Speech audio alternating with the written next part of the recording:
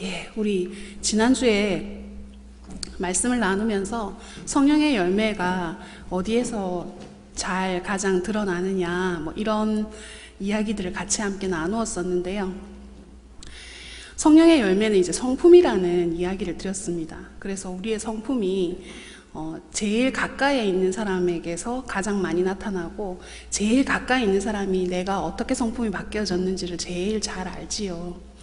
그래서 내가 어떤 사람인지를 알려면 가족에게 물어보라는 얘기를 했습니다. 그래서 가족에게 물어보면 이제 어떻는지 알 수 있게 되는데, 가족들이 뭐라 하던가요? 물어보셨어요? 예, 우리가 원하는 대답을 안 해줄 수 있죠. 예, 내가 생각하는 나와 또 가족이 생각하는 나는 다를 수 있습니다. 하지만 여러분, 오늘 우리 김지연 집사님 기도하신 것처럼 그런 우리를 사랑해 주셨죠, 하나님께서. 그래서 그런 사랑 때문에 우리가 지금까지 여기까지 오게 된 줄로 믿습니다.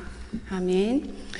지난주에 저희가 이제 바울의 1차 전도 여행에서 쓰여졌던 야고보서와 갈라디아서를 저희가 봤는데요.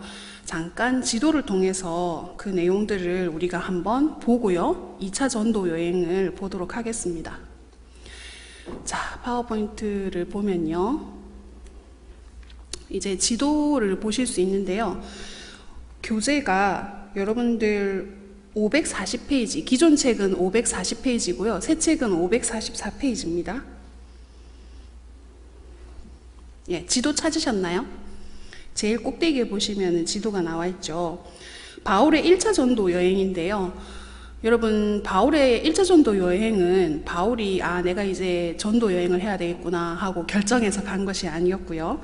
성령 하나님께서 안디옥 교회에 주를 섬겨 금식할 때에 바울과 바나바를 따로 세우라 라고 말씀을 하셨습니다. 그래서 이제 전도 여행이 시작되어진 것이지요. 그래서 보시면 작은 글씨지만 여러분 보이시죠? 예. 안디옥에 있는 교회가 사역을 위해서 바울과 바나바를 보내게 되지요. 여러분, 안디옥이 어디 있는지 확인이 되어지시죠? 여러분, 그 예루살렘은 어디 있는지 아시겠습니까? 우리가 지도 배운 지가 엄청 오래됐지만 기억은 나시죠? 그래서 이렇게 뾰족하게 뱃머리처럼 보이는 그쪽 오른쪽에 안디옥이 있습니다. 그리고 거기서 쭉 내려오시면 하단에 애굽이 있고요. 그리고 그 중간쯤에 여러분 그 사해와 그죠? 요단강, 그리고 갈릴리 바다가 보이고 예루살렘이 보이죠. 자, 그렇게 해서 안디옥에서 출발을 하게 되어지는데요. 어디로 가냐면 키프로스라는 섬으로 가기 전에 실루기아를 거쳐서 이렇게 가게 되어집니다. 그쵸? 그래서 키프로스로 가서 살라미에 이르러서 살라미에서 그 키프로스 섬에 있는 바보로 이동하게 되지요. 여기서 누가 회심하게 됩니까? 총독 서기오가 회심하게 되지요. 예, 지도 보시면 다 나와 있습니다. 그죠? 그래서 여기서 이제 버가로 가게 되어집니다. 그리고는요, 쭉 이동하게 되는데 이렇게 다른 안디옥이죠. 비시디아 안디옥에 이르러서 바울이 복음을 전하게 되는데요. 근데 여기서 복음을 되게 저항하는 유대인들을 만나게 됩니다. 그리고는요, 이렇게 다시 이고니온으로 가게 되죠. 전도의 살해의 위협을 받고 도망하게 되어집니다. 그죠? 그리고는요, 루스드라로 가게 되죠. 예, 루스드라에서 더베로 가는데요. 더베에서 안전뱅이를 고쳐서 바나바가 어떻게 됩니까? 신으로 오해받지요. 그런데 옷을 찢으면서 우리는 그런 사람들이 아니다 그러면서 바울과 바나바가 그렇게 이야기하게 됩니다. 그리고 다시 돌아서 루스드라로 오게 되고요. 이고니온을 지나서 안디옥까지, 그리고 비시디아 안디옥까지 오고요. 여기서 돌아갈 때는 버가로 안 가고요, 아탈리아로 가게 됩니다. 여기에서 마가 요한이 돌아가게 되지요. 여기서는 그렇게 나와 있는데 여러분 이거 하나가 빠져 있네요. 하여튼 그래서 여기서 아탈리아에서 안디옥으로 다시 돌아옴으로 인해서 1차 전도 여행이 마무리가 되어집니다. 예, 이렇게 해서 1차 전도 여행이 마무리되는데, 여기 1차 전도 여행에서 야고보서는 순교한 야고보가 쓴 서신서고요. 갈라디아서를 바울이 갈라디아 교회를 개척하고 갈라디아 교회에 수신하는 서신서를 보내게 되어지지요. 그래서 여러분 쭉 넘어가시면 우리가 2차 전도 여행으로 가도록 하겠습니다. 551페이지를 펴시면 되겠는데요. 기존 책은 497페이지를 보시면 되겠습니다. 자, 찾으시면 되겠고요. 네.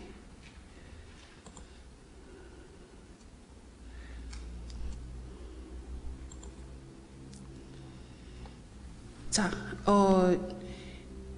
한 페이지 넘기시면 지도가 나오실 텐데요. 지도를 먼저 보고 저희가 진행하도록 하겠습니다. 새 책은 552페이지고요. 기존 책은 548페이지 되겠습니다. 548페이지. 지도를 보시면 되겠습니다. 바울의 2차 전도 여행, 요걸 볼게요. 2차 전도 여행을 위해서 바울이 예루살렘에서 다메섹을 거쳐서 안디옥에 돌아오게 됩니다. 그리고는요, 루스드라, 예루살렘에서 돌아와서 이제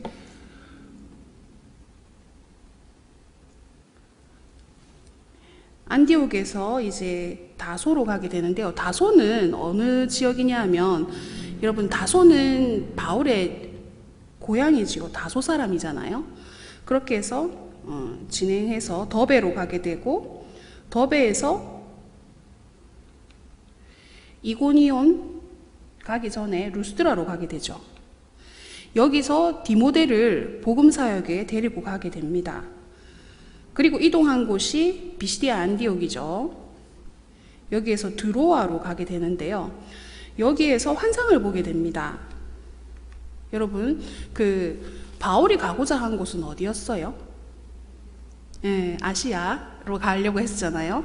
근데 그런 바람이 있었는데, 아시아에서 복음을 전하고 싶은 바람이 있었는데, 하나님께서 복음을 못 전하게 하십니다. 여러분, 성령님께서 어떻게 복음을 못 전하게 하실까요? 그런데 성령님께서 하고자 하시는 바가 있었어요. 왜냐하면 성령님이 원하시는 바대로 하기를 원해서 기도하고 준비하고 있었는데, 마게도니아 사람이 건너와서 우리를 도우라라는 환상을 이제 바울이 보게 되죠. 그런데 그 환상을 하나님께서, 성령님이 우리에게 요청하신 것이다라고 인정하여서 바울은 어디로 가게 되느냐, 배 타고 네아폴리를 지나서 빌립보로 가게 됩니다. 이 빌립보에서 여러분 빌립보 교회가 세워지게 되는데요.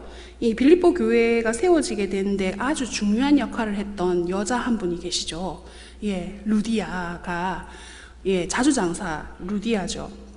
그래서 자주 옷감은 거의 상위 몇 프로 안 되는 사람들이 옷을 입는 그 옷을 만든, 그 천을 만드는, 염색하는 사람이었어요. 그래서 그것을 판매하는 사람이었는데요. 그래서 빌립보에서 아마도 루디아가 집을 열어서 교회로 섬겼을 것이라고 우리가 보고 있습니다. 그래서 빌립보에서 데살로니가, 예, 이쪽에서 빌립보 쪽에서 바울이 투옥되게 되고요. 자, 그 다음에 데살로니가로 가게 되어지는데요. 여기에서 베레아로 가게 되죠. 여러분, 베레아 하면 아시잖아요. 베레아 사람들은 데살로니가 사람보다도 더 신사적이어서 하나님의 말씀이 그러한가 하여, 예, 상고한 사람들이 베레아 사람들이죠. 예, 여기서 나옵니다. 그리고는요, 아테네로 가게 됩니다. 아테네에서 이렇게 지도가 잘 안 보이시죠? 제가 잘 안 보이네. 아테네에서 고린도로 가게 되고요. 고린도에서 여기 보면은 아레오바고 사람들과 격분하여서 변론하는 부분들이 나오죠.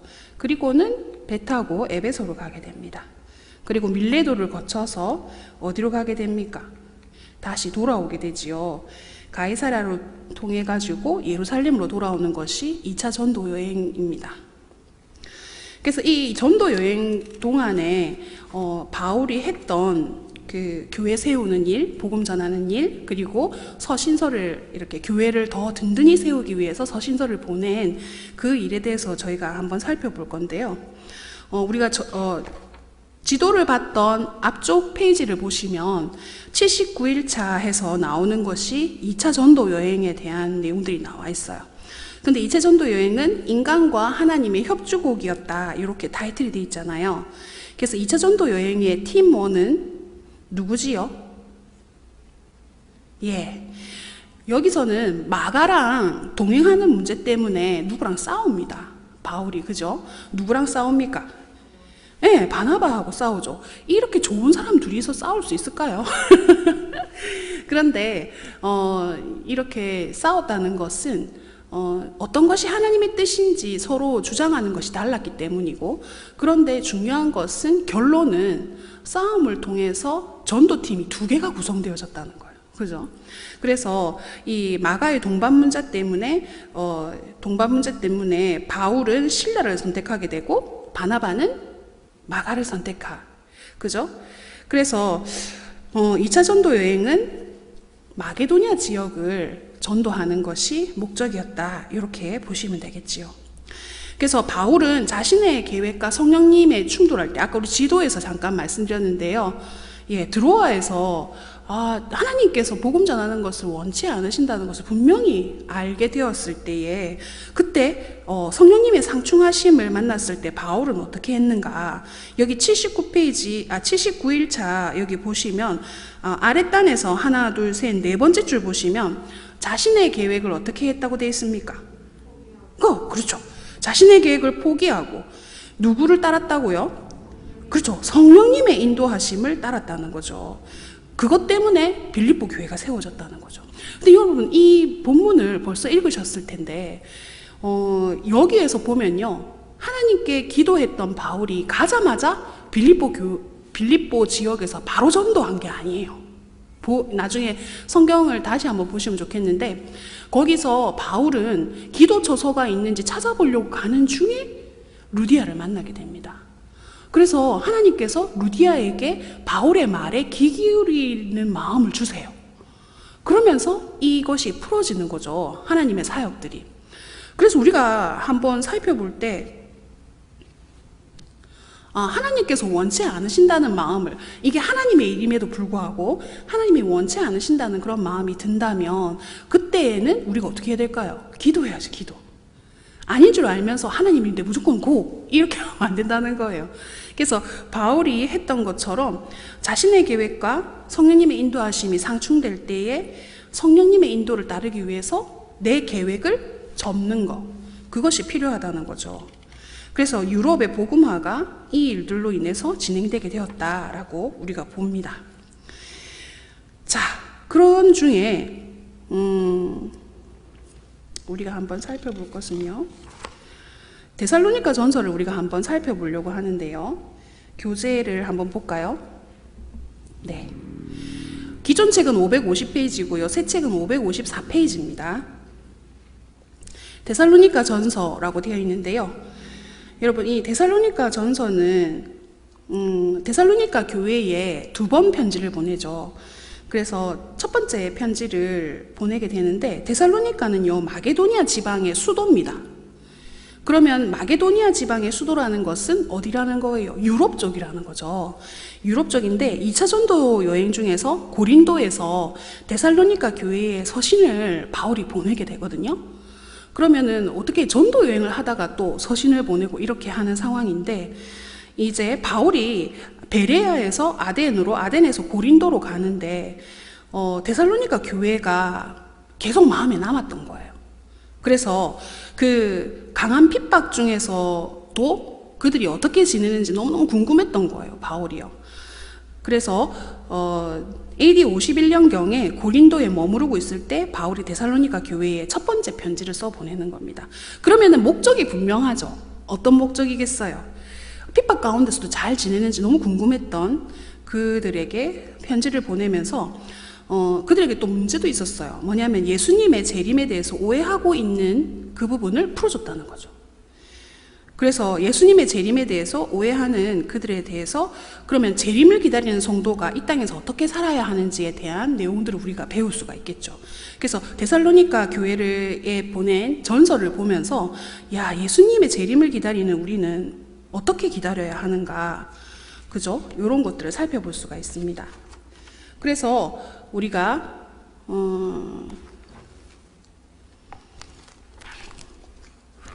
자, 데살로니가 전서에서 우리가 한번 살펴보고 종말을 준비하는 우리가 어떻게 살아야 되느냐. 기존 책 552페이지, 새 책은 556페이지인데요. 이 굵은 글씨 한번 보시죠. 중간에 굵은 글씨 보이시죠? 예, 잠깐만.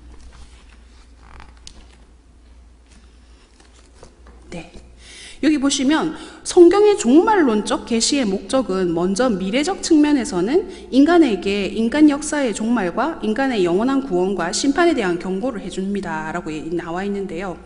그래서 미래에 대한 희망과 각성을 갖는 동시에 현재적 측면에서 지상의 삶이 얼마나 엄숙함을 중요한 것인가를 깨닫게 한다라고 되어 있어요. 그럼 여러분, 종말을 준비하는 자세라는 것은 여러분 옛날에 다미선교회라는 것이 있었어요. 이 다미선교회는 예수님이 곧 오니까 다른 현재의 삶을 다 중지하고 우리가 모여서 기다려야 된다, 이렇게 얘기를 했거든요. 그것은 성경이 말하는 종말에 대한 준비가 아니에요. 데살로니가 전서에서 이야기하는 종말에 대한 준비는 지금의 삶이 얼마나 중요한지, 얼마나 엄숙한 것인지를 알아야 된다는 거예요. 그러면 여러분, 우리가 종말이 아니더라도 그렇게 생각할 수 있어요. 내가 나중에 순종하지, 이렇게 생각하지. 나중에 순종하지. 여러분, 나중은 없어요. 나중은 없어. 내일은 내게 아니에요. 오늘 우리가 지금 나에게 주어진 이 시간에 순종하는 것이, 그것이 우리가 지혜롭게 사는 방법입니다. 그래서 정말 지혜는 무엇이냐? 내일 하지, 모레 하지, 이것은 아니에요. 지금 나에게 주어진 시간 안에서 최선을 다하고 그때 순종하는 것, 그것이 바로 종말을 준비하는. 여러분, 종말은 아주 먼 데 있는 그런 일들을 준비하는 것이 아니고 현재의 삶에서 내가 최선을 다하는 것, 그것이 종말을 준비하는 자세라는 거예요. 그래서 여기 보시면 바른 종말을 가진 자의 삶의 태도에 대한 이야기들을 하는데요. 여기 보면 10가지 지침이 있잖아요. 그래서 10가지 지침을 여러분들이 꼭 읽어보시기 바랍니다. 그래서 어디 딴 데 있는 게 아니고 정말 지금 내가 화목하고 오래 참고 선으로 악을 이기고 항상 기뻐하고 쉬지 말고 기도하고 범사에 감사하는 이 생활들을 하는 것이 하나님의 뜻이라는 거죠. 우리 지난주 말씀에서 배웠잖아요. 자, 그래서 이렇게 하고 우리는 데살로니가 후서로 슝 갈 겁니다. 자, 데살로니가 후서로 갈 텐데요. 우리 교재는 557페이지, 새 책은 557페이지고요. 기존 책은 553페이지입니다.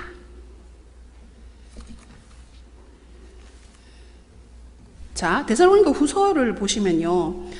첫 번째 편지에서는 재림에 대한 그 자세에 대한, 종말에 대한 부분들을 다루었다면 두 번째 보낸 바울의 편지, 데살로니가에 보낸 편지는요, 이유가 있어요. 왜냐하면 데살로니가 교회에 뭐가 생겼겠습니까? 문제가 생겼어요. 어떤 문제? 오늘 여기 교재에 보시면 중간에 데살로니가 후서 1장에서 3장 이렇게 되어 있는 거 보이십니까? 그 바로 밑에 보면 주의 재림에 대한 거짓 가르침에 현혹되지 말고 그리스도께서 오시기까지 믿음으로 굳게 잡으라는 권면을 하기 위해서 보냈다는 거예요. 그래서 일상생활에도 충실히 하고 들떠있는 사람들이 데살로니가 교회에 있었어요. 재림에 대해서 준비해야 된다고 일상생활을 아무것도 안 하고, 그죠? 그래서 우리가 말세를 사는 성도들이 주어진 일에 충실하면서 경건한 삶을 사는 길이 주님을 맞을 준비를 하는 것이다. 예, 일맥상통하는 거죠. 전서랑 같이요. 자, 그런 가운데 그 재림을 대망하는 자는 어떻게 살아가야 될까? 우리 그 다음 페이지를 보시면요. 예. 밑에서 하나, 둘, 셋, 넷, 다섯, 여섯, 일곱 번째 줄 보시면 그리스도의 재림을 대망하는 자는 영적으로 특이한 일을 하는 것이 아니라 어떻게 해요? 작은 일에 충성하는 것이다. 여러분, 작은 일에 충성하는 것이 무엇입니까?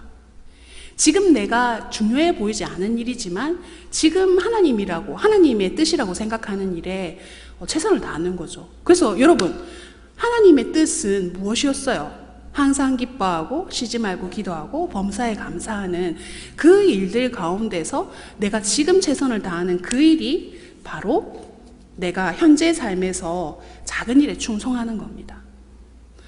그래서 여러분, 대부분 보면 교회에서 이렇게, 지난주에도 제가 얘기했었는데요, 정말 큰 일을 행하는 사람들을 보죠. 교회에서 큰 일을 감당하시는 분들이 있잖아요. 근데 진짜로 교회에서 중요한 사람은 누구냐? 작은 일에 충성하는, 정말 다른 사람들이 볼 때 뭐 저게 하나님의 뜻인가 싶을 정도의 그런 일에 충성하는 거, 그죠? 어떤 겁니까? 내가 기도 순서에 기도하는 거, 그죠? 내가 봉사 순서에 봉사하는 거. 내 이름이 올라가 있는데 내가 그 자리에 없는 건 아니에요, 그죠? 그래서 수요 예배라든지 그리고 주일 예배라든지 그 여러분이 봉사하시는 부서들, 거기에서 내 이름이 올라가 있는 자리에 여러분들이 계시는 것이 작은 일에 충성하는 것입니다. 그것을 충성하기 위해서 여러분이 여러분의 삶을 희생하는 것, 하나님께서 귀하게 보시는 줄 믿습니다. 여러분, 통근통독을 하기 위해서 여러분이 이 2시부터 3시 넘어까지 시간을 비워놓고 조별 모임까지 하기 위해서 거의 4시까지 시간을 비워놓잖아요. 이 작은 일에 충성함을 통해서 조장님들이 작은 일에 충성하고 있잖아요. 그걸 통해서, 조장님들을 통해서 하나님의 일들이 이루어지고 있어요. 어떻게 해요? 지금 조원들이 말씀으로 잘하고 있잖아요. 하나님께서 그렇게 역사하시는 줄 믿습니다. 그래서 우리가 담당되어진 그 자리에 최선을 다하는 것이 하나님의 뜻입니다. 그것이 바로 하나님께서 우리에게 가르쳐 주신 하나님의 뜻이에요. 그지요? 그래서 그것에 충성함으로 말미암아서 하나님의 일들을 이루시기 바랍니다. 아멘. 자, 그러면 우리가 이제 3차 전도 여행 갈 거예요. 빠르죠? 자, 3차 전도 여행은 우리가 도표로 보게 되어지면 이렇게 지금 우리가 복음서를 쭉 봤고요. 그리고 사도행전을 통해서 지금 서신서를 쭉 보고 있는데, 지금 3차 전도 여행에서 우리가 볼 말씀들 나와 있죠. 고린도전서, 고린도후서, 로마서 이렇게 돼 있어요. 자, 그러면 지도를 보면서 우리가 한번 볼까요? 지도는 그 옆에 나와 있죠. 555페이지 기존책, 새 책은 559페이지 보시면 되겠습니다. 예, 3차 전도 여행을 어디서 시작합니까? 안디옥에서 지금 시작하고 있죠. 전도 여행을 시작해서요, 다시 시작하게 되어지는데, 자, 이제 다소에서 더베로 가게 되고요. 더베에서 루스드라에서 이고니온으로 가고요. 예, 바울이 갈라디아 교회를 다시 방문하게 되어집니다. 예, 그치요. 자, 그 다음에 비시디아 안디옥으로 갔다가요, 이고니온으로 가서 비시디아 안디옥을 가게 되지요. 비시디아 안디옥에서 에베소로 가게 됩니다. 자, 그 다음에 에베소에서 교회를 세우고요, 고린도 전후서를 쓰게 됩니다. 자, 그리고 난 다음에 아두라몬테노로 가게 되는데요, 여기에서 여러분 드로아 2차 전도 여행 때 바울이 고민했던 장소죠. 성령님의 말씀을 통해서요. 그래서 드로아에서 빌립보로 가게 되고요. 드로아에서 청년 유두고를 살리게 됩니다. 예, 설교가 길어져가지고 유두고가 난간에서 떨어지게 되잖아요. 만약에 제가 설교할 때 누가 그렇게 됐으면 완전 깜짝 놀랐을 건데, 일단 유두고를 살립니다. 대단합니다. 그죠? 자, 여기서 빌립보로 가게 되고, 빌립보에서요, 이동하게 되죠. 데살로니가로 가서요, 여기서 베레아에서 보시면 아테네를 이렇게 휙 돌아가지고 갱그레아로 갑니다. 여기서 아굴라 부부와 천막업을 하여서 복음을 전파하게 되지요. 아굴라 부부 아시죠? 예. 그리고 난 다음에 다시 위로 올라가서 베레아에 이릅니다. 베레아에서 쭉 이동하고요. 다시 돌아서 빌립보로 오게 되죠. 그리고는 빌립보에서 드고아로 와서 아소로 돌아왔던 길 말고 해안 밑으로 섬으로 해서 이렇게 다시 밀레도로 오게 됩니다. 밀레도에서 지나서 이렇게 바닷길을 해가지고 다시 돌아오게 되지요. 그래서 예루살렘에 이르게 되지요. 이 3차 전도 여행에서 여러분 우리가 살펴볼 것은 아까 좀 전에 봤던 고린도 전후서와 로마서를 보게 될 건데요. 3차 전도 여행 때 바울이 품었던 세계 비전이 있어요. 바울의 비전은 무엇이었을까요? 우리 지도 뒤쪽 편에 보시면 556페이지 기존 책, 560페이지 새 책 보시면 이렇게 나와지는데요. 여기서 보시면 바울의 세계 비전은 사실은 이제 예루살렘에서 로마를 방문할 것을 계획했었어요. 그리고 로마를 지나서 서바나라고 하죠. 스페인, 지금으로 말하면 스페인까지 가는 비전을 선포하게 되어집니다.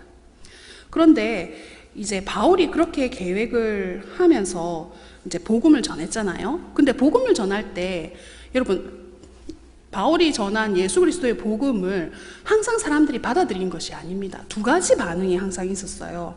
첫 번째 반응은 뭐냐면은 여러분 복음이 전해지는 곳마다 마음에 찔려서 형제들아 우리가 어찌할꼬 라고 하는 사도행전 2장 37절의 수용적인 반응, 그죠? 아 내가 이제 어떻게 하면 좋을까라고 수용하는 반응이 있었고, 또 한 가지의 반응은 뭡니까? 거절적인 반응이죠. 예, 맞아요. 사도행전 7장 54절에서 58절에 보면은 마음에 찔리는데 같이 마음에 찔렸어요. 말씀을 듣고. 근데 한 사람은 그 말씀을 받아들이고 어떻게 해야 될까 생각하는데, 한 사람은 마음에 찔려서 막 대적하는 거죠. 이를 갈았다고 돼 있어요. 여러분, 그래서 우리가 복음 전할 때도 동일한 것이지요. 복음 전할 때 정말 마음에 찔려서 하나님께로 돌아오시는 분도 계시지만 그렇지 않은 분도 계시다는 거예요. 그래서 여러분, 그렇지 않은 분을 만날 때 우리가 겁이 나는데요. 그런 두 가지 반응이 있다는 것을 알고 있는 것은 큰 지혜를 줍니다. 제가 제일 처음 전도했을 때가 중학교 때였는데, 중학교 때 어떻게 전도했냐? 제가 복음에 불타가지고 전도해야지 이렇게 했던 게 아니고요. 제가 다니던 교회에 이제 전도사님이 우리를 다 훈련을 시켜서 사형리로 이제 쪽 복음 들고 연습을 시키셨어요. 그래서 막 짝짓기를 연습하고 이제 전도하러 가자 이러면서 갔어요. 진짜 대단하신 전도사님이죠. 그냥 몇 번 이렇게 연습하고는 다 데리고 나가신 거예요. 전도하러 주일날. 그래서 초등학교 앞에서 우리가 막 전도했거든요. 2명씩 짝지어가지고 이제 네가 해라 내가 해라 이렇게 막 정해가지고 전도를 하는데요. 제가 전도를 했는데 첫 번째 말을 딱 떼갖고 어떤 아저씨한테 전도를 했는데, 그 아저씨가 뭐라 했는지 알아요? 예수님 믿으세요 하고 이거 쪽부지 복음을 들고 얘기했는데, 그 사람이 예수는 없다 이러면서 가는 거예요. 저는 완전 충격이었어요. 저는 교회에서 자라가지고 그런 사람이 있는지도 몰랐거든요. 그리고 그냥 나 안 믿는다, 너희나 믿으라, 막 이 정도일 줄 알았는데 예수는 없다 이러면서 가는 거예요. 그래서 완전 충격받아가지고 엄청 힘들었거든요. 근데 여러분, 오늘 복음에 보면 제자들이 복음을 전했을 때 정말 이를 갈면서 막 죽이려고 달라드는 사람이 있었다는 거예요. 여러분, 이 제자들은 어떤 사람들입니까? 성령님의 충만함을 받았던 사람들이에요. 성령님의 충만함을 받아서 복음을 전하는데도 두 가지 반응이 나타났다는 거예요. 그러니까 여러분, 복음 전하지 마자는 말입니까? 아니지요. 복음 전하는데 그렇게 성령의 충만한 제자들이 복음을 전했음에도 불구하고 그 두 가지 반응이 나왔다면 우리가 복음 전할 때도 동일하다는 거죠. 그것을 아는 것이 지혜입니다. 그지요? 자, 그래서 이 코로나 시대 때 우리가 복음을 어떻게 전해야 되느냐 참 고민이지요. 그런데 우리가 이 지금 복음서, 서신서를 쭉 살펴보면 거기에 대한 답이 나와요. 나중에 되면 답이 나옵니다. 쭉 뭐라고 답을 하는지 들어보시기 바랍니다. 자, 고린도전서로 갈게요. 561페이지 새 책은요. 기존 책은 557페이지입니다. 고린도 교회는 언제 세워졌을까요? 바울이 2차 전도 여행 때 세우게 되어진, 자력으로 세워진 교회가 바로 고린도 교회입니다. 자, 그런데 여기 여기 보시면 밑에서 줄거리 따라가기 보이십니까? 줄거리 따라가기 보면은 고린도는 어떤 도시인가 바로 위에 두 번째 줄에 보면은 디도 유스도라는 이방인 집을 중심으로 1년 반 동안 이방인에게 전도하여서 고린도 교회를 세우게 되었다라고 말하고 있죠. 예. 그래서 이 전도를 통해 가지고 고린도 교회를 세우게 되었습니다. 고린도 교회는요, 선교 요충지로 볼 때 조금 전략적으로 중요한 곳입니다. 여기에는요, 중요한 곳이었기 때문에 바울이 각별한 열정을 기울였는데요. 아프로디테의 신전이 있던 곳이 고린도였고요. 1000명 정도의 매춘부들이 있었어요. 근데 이 매춘부들은 어디에 소속되어 있는 사람들이었는지 혹시 아십니까? 예, 신전에 속해 있던 매춘부였죠. 그래서 도시 전체가 도덕적으로 이렇게 타락되는 역할들을 했던 것이 이 신전 매춘부가 했던 역할입니다. 그래서 여러분, 고린도 교회에 우리가 고린도 전서, 고린도 후서를 통해서 이렇게 보거든요. 뭐냐면 교회에서 일어날 수 있는 모든 문제는 다 어디 있다고요? 고린도 전후서에 다 있다고 봅니다. 그만큼 일이 많았던 것이 고린도 전후서죠. 그래서 3차 전도 여행 시에 에베소에서 고린도 전서를 보내게 된 동기와 목적이 있어요. 바울이요.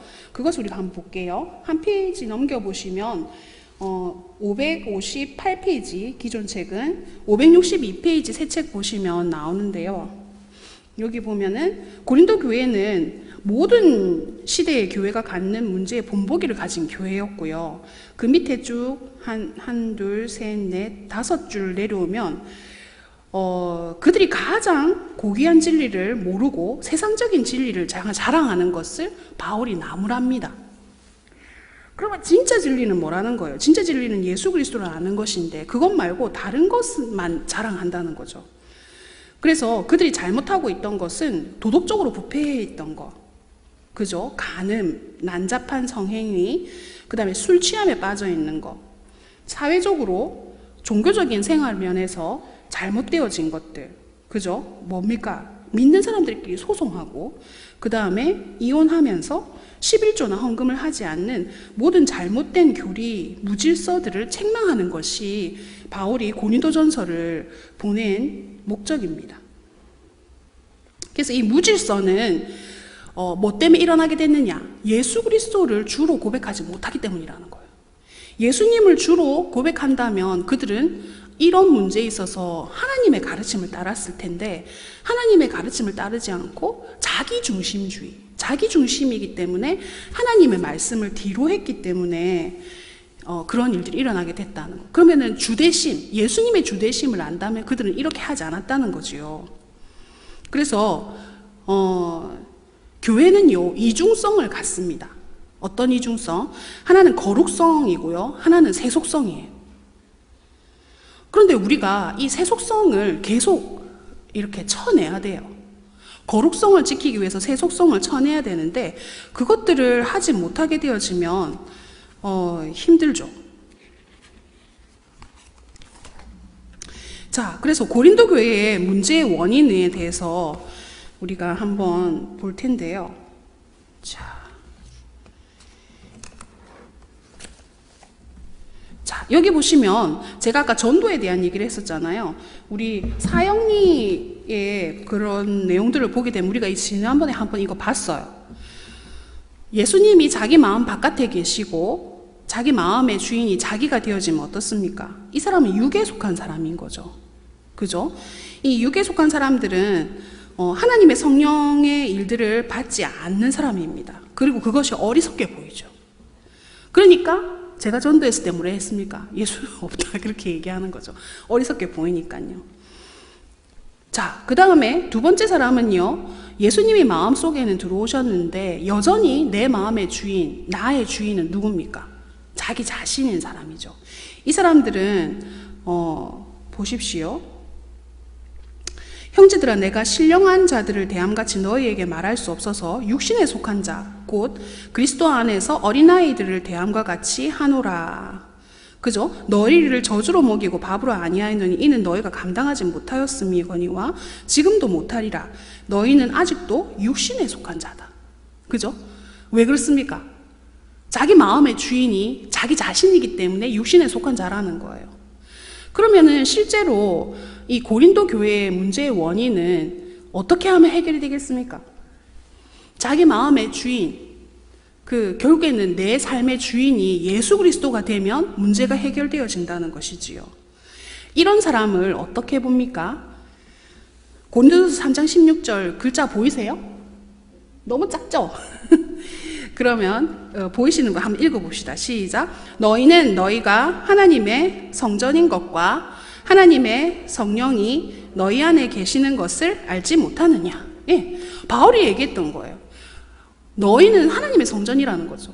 그래서 하나님의 성전인 성전에 하나님이 계시는 건 너무 당연하잖아요. 그래서 우리가 성전되어서 하나님을 모시고 있고 하나님을 주 되심을 선포하는 것이 바로 고린도 교회의 문제를 해결하는 방법이라는 거예요. 근데 비단 고린도 교회만 그렇겠습니까? 아니죠. 우리도 마찬가지입니다. 결국에는 이 모든 문제들이 일어나는 것은 예수님 앞에 온전히 자기 자신을 못 내려놨기 때문에 그런 거예요. 예수님이 원하시는 게 뭔지 알아요. 근데 내가 원하는 것도 또 있어. 그러면 예수님이 원하시는 것과 내가 원하는 것끼리 막 싸우는 거예요. 근데 싸워서 누가 이길까요? 예수님이 이겨야 되는데 예수님이 안 이기고 내가 이긴다는 거예요. 그래서 여러분, 제가 이런 표현을 잘 쓰는데 기도를 아주 오래 하죠. 길게. 그러니까 하루 종일 기도하는 이거 말고 기도 응답을 못 받아서 쭉 기도합니다. 이렇게 얘기하잖아요. 근데 왜 기도 응답이 안 올까요? 무슨 얘기하는지 아시겠습니까? 내가 원하는 대로 하나님을 자꾸 끌고 가려니까 기도 응답이 안 되는 거라는 거예요.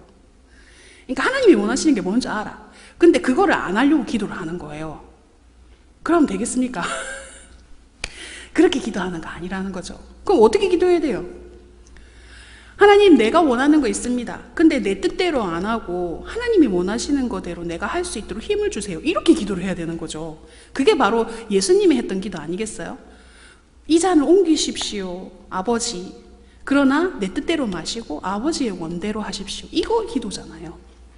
그것처럼 하나님의 뜻을 아는데 하나님의 뜻대로 하지 못하는 나를 볼 때 하나님, 나를 좀 도와주셔서 하나님의 뜻대로 하게 도와주세요. 이렇게 하려고 기도를 하는 거라는 거예요. 그죠? 그래서 결국에는 진짜 제자의 삶을 사는 사람은 어떤 사람이냐? 예수님이 나의 주가 되셔서 내 삶을 이끌어 가시는 그 사람이 바로 제자라는 거예요. 그거를 얘기하는 것입니다. 그래서 육에 속한 자들의 미성숙은 무엇이냐?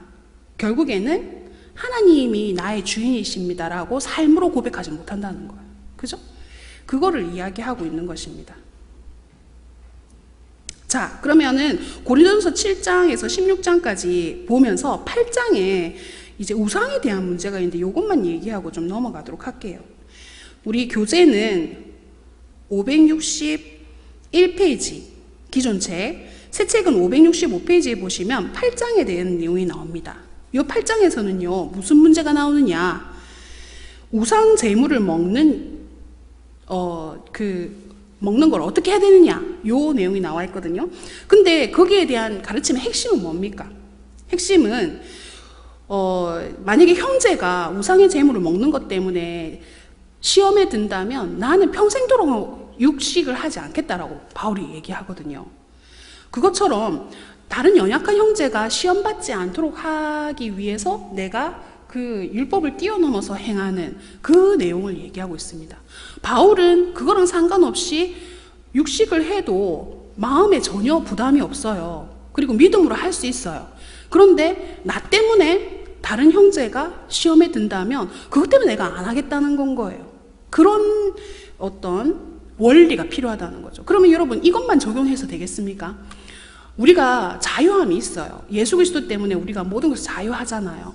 그런데 나의 자유함이, 믿음이 연약한 사람이 시험 받는다면 그 사람을 위해서 내가 정말 절제된 삶을 살 수도 있어야 된다는 거죠. 형제들을 배려하기 때문에 그런 거죠. 13장에는 은사에 대한 얘기가 나오잖아요. 그래서 은사의 사용의 동기가 무엇이어야 되느냐, 내가 잘하고 있는 그런 부분에 대해서 어떤 마음으로 그것을 해야 되느냐. 여러분, 은사를 가진 사람은 다른 사람의 많은 노력보다도 조금의 노력을 들여도 그걸 할 수 있어요. 그런데 중요한 것은 내가 잘하기 때문에 이렇게 막 좀 어깨가 으쓱해지잖아요. 근데 그 어깨가 으쓱해지는 그거대로 섬기는 것이 아니라 어떻게 된다는 거예요? 사랑으로 섬겨야 된다는 거예요. 왜요? 하나님께서 은사를 주신 것은 값없이 주셨잖아요. 우리에게 대가를 지불하지 않고 은사를 주셨는데 그 은사를 사용할 때 우리는 사랑의 근거에서 은사를 사용해야 된다는 거죠. 예. 자, 그렇게 해서 우리가 고린도 후서로 넘어가도록 하겠습니다. 고린도 후서는요, 우리가 기존 책 564페이지고요. 새 책은 570페이지 보시면 되겠습니다. 아니요, 568페이지요. 자, 여기 3차 전도 여행에서 바울의 주 사역지는 에베소거든요. 에베소에서 많은 시간들을 보내는데 3년 정도 보냈어요. 그런데 이제 고린도 후서를 보내게 된 배경과 목적이 있거든요. 고린도 후서에서요. 자, 봅시다. 줄거리 따라가기 보시면 여기에 고린도전서로 인해서 후서를 보낸 이유가 그러니까 전서를 보냈을 때 교인들에게 이 교인들이 전서를 받아보고 회개했던 거예요. 그러니까 이 회개하였다는 내용을 듣고 바울이 또 후서를 보내는 것이지요. 근데 이 좋은 소식만 있었던 것이 아니고요. 예루살렘으로부터 유대인 교사가 왔는데 이 다른 복음을 전했다는 거예요. 그러다 보니까 교회에 문제가 있었겠습니까? 없었겠습니까? 있었죠. 그러면서 이 바울의 사도권에 대한 도전이 있게 되었던 거예요. 그죠? 이 좋은 소식, 나쁜 소식 같이 들어서 여기에 대해서 다시 고린도에 편지를 보냈던 것이 고린도 후서입니다. 그래서 바울은요, 자기에 대한 오해를 불식시키고 그 다음에 사도의 정당한 것을 옹호하기 위해서 편지를 보냈죠. 그리고 교회 안에 남아있는 유대주의자들을 척결하고요, 예루살렘 성도들의 구제를 위한 연보의 필요성에 대해서 쓴 것이 고린도 후서입니다. 우리가 이 마게도니아 교회의 헌금을 통해서 배워야 될 헌금의 어떤 자세나 이런 것들을 배울 수가 있거든요. 자, 여기 보시면 한 페이지 넘어가시면 569페이지에 보시면 중간쯤에 바울의 마지막 예루살렘 방문이 있기 2년 전에 예루살렘에 있는 가난한 사람들에 대한 연보에 대해서 바울은 어려운 형편 속에서도 아낌없는 연보를 했다고 마게도니아 사람들이 모범을 보였다라고 얘기합니다. 여러분, 저는 이게 지금 코로나 시대 같은 느낌이에요. 그죠? 지금 교회마다 다 어렵거든요. 물론 이제 풍족한 교회도 있겠죠. 근데 교회마다 다 어려운데 그러면은 우리가 구제나 연보나 뭐 이런 것들을 안 해야 될까요? 그렇지 않다는 거예요. 어려운 가운데서도 형편이 어렵지만 우리가 구제나 이런 것들을 줄일 수가 없다는 거죠. 그래서 하나님께서 진짜 이 시대에 우리를 통해서 받고자 하시는 건 뭘까? 이런 생각들을 해봅니다. 여러분, 평소에는 모든 것을 다 할 수 있어요. 평소에는 어렵지 않기 때문에. 근데 더 값진 건 뭡니까? 어려울 때 하는 거죠. 그죠? 사실은 어려울 때 하는 것은 사람들은 잘 모를 수 있어요. 저 사람 되게 풍족해서 하는가 봐, 이렇게 생각할 수 있거든요. 그런데 그거 아니죠. 근데 여러분, 어려운 중에서 하면서 시험에 들지 마시기 바랍니다. 나는 이렇게 어려운 중에 하는데 저 사람은 뭐지? 이런 생각이 들 때가 있어요.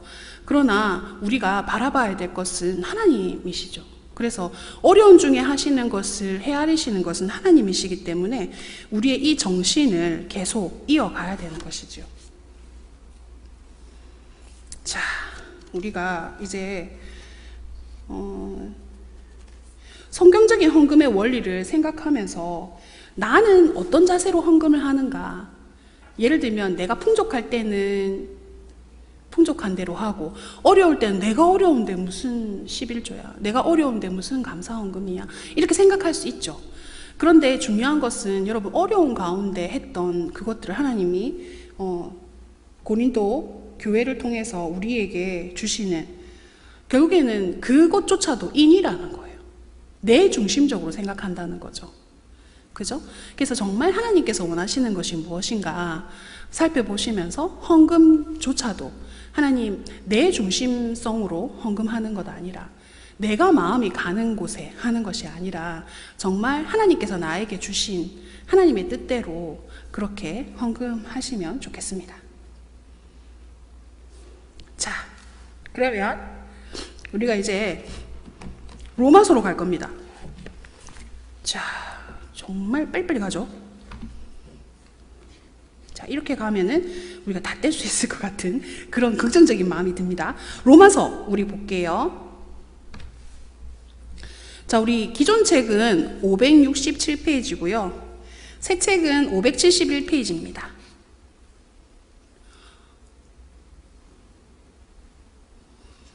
예. 여기서 보시면 줄거리 따라가기에서 우리가 한번 살펴볼 것은 로마서가 기록된 시기와 목적이 있는데요. 여기에 나옵니다. 3차 전도 여행 중에서 소아시아 지역에서 전도를 하고 난 이후에 고린도에서 3개월 동안 머물렀는데요. 바울이요, 예루살렘으로 떠나기 전에 쓴 편지가 로마서입니다. 이 로마서가 자생적으로 생긴 교회였는데요. 여기에서 이제 바울은 스페인을 방문하기 서바나 거기를 방문하기 원했는데, 이제 유대인 성도들의 율법주의적인 신앙을 교정하기 위해서 바울이 쓴 서신이라는 거예요. 이 로마서에서 바울이 다루는 것 중에서 복음의 중심적인 내용은 이 하나님의 의예요. 하나님의 의. 이 하나님의 의에 대해서 이야기를 하면서 로마서는 복음의 어떤 구조나 이런 복음의 과정이나 이런 것에 대해서 아주 잘 설명하고 있거든요. 그래서 우리가 죄인이었을 때, 그리고 또 우리가 의인이 된 것, 칭의에 대한 것, 그 다음에 이런 구원의 여정, 과정에 대해서 쭉 이야기하고 있는 것이 로마서입니다. 그래서 여기 한 페이지 넘어가시면 이 로마서가 말하는 복음의 중심 내용을 잘 얘기하고 있는데, 여기 한번 보실까요? 로마서 1에서 16장 보이십니까? 그 바로 위에 보면 하나, 둘, 셋, 네 번째 줄, 위쪽으로 네 번째 줄 보시면 전적으로 보이시죠? 찾으셨어요? 여기 한번 읽어볼게요. 전적으로 타락한 인간은 자력으로 구원에 이를 수 없다라고 돼 있죠. 그래서 대속적인 사역을 이룬 것을 믿는 자에게 하나님께서 의를 덧입게 하시는 하나님의 무조건적인 은혜만이 우리를 죄와 세상과 율법과 죽음에서 구원할 수 있다. 이게 이제 구원의 진리인 거죠. 자, 그래서 이 로마서는요, 복음의 교리에 대해서 이야기를 하고 있는데, 하나님이 우리를 구원하신 목적이 있습니다. 왜 우리를 구원해 주셨을까? 어떤 목적을 가져서 우리를 구원해 주셨을까? 우리의 성화적인 삶을 통해서요, 하나님의 나라를 이루게 하시고 천국을 맛보게 하는 삶을 이 땅에서 살게 하시기 위해서 우리를 구원해 주셨다는 거예요. 그래서 성화는 무엇으로 나타납니까? 섬김과 나눔의 삶을 통해서 누구를 영화롭게 하는 것이지요? 하나님을 영화롭게 하는 것이지요. 그래서 우리는 무엇하기 위해서 구원받았을까요? 섬기고 나누기 위해서 구원받았다는 거예요. 그 삶이 어디로 나타나야 된다? 예, 성화적인 삶을 통해서 나타나야 되는데, 그것이 바로 로마서 12장 1, 2절에 나오는 말씀이라는 거예요. 그것이 바로 거룩한 산제물이 되는 것이지요. 예, 거룩한 산제물. 자, 이 거룩한 산제물은 우리의 삶이 성화적인 삶을 살아서 이 산 재물의 삶이 우리의 삶을 통해서 드러나는 것인데요. 여러분 가지고 계신 교재에 570페이지, 기존 책 570페이지, 그리고 새 책은 574페이지에 보면 구원의 9가지 여정에 대해서 말씀하고 있어요.